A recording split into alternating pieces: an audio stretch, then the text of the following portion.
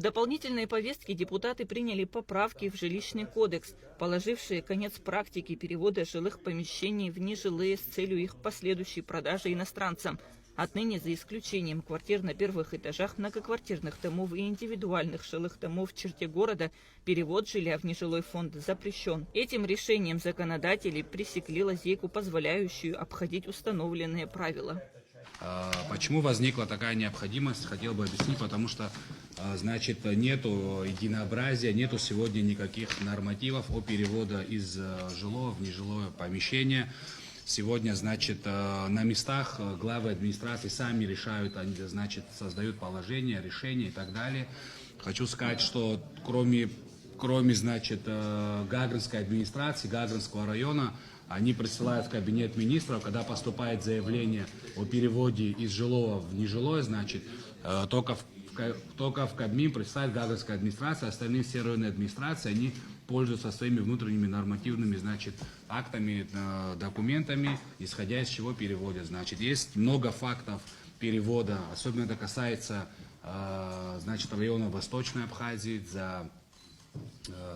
Вот только за 25 год около 100 переводов вот по районам, значит, Восточной Абхазии из жилого в нежилой. Речь идет о жилых квартирах, жилых домах.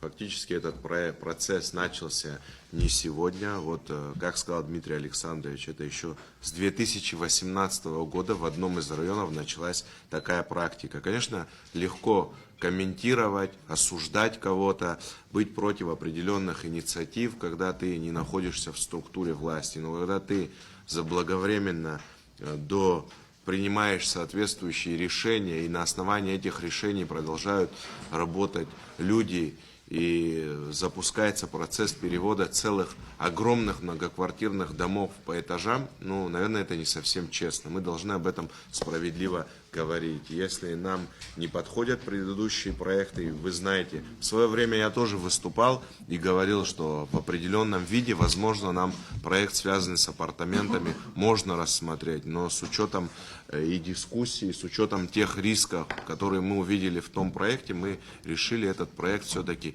не рассматривать, и вы помните, депутаты сняли его с производства.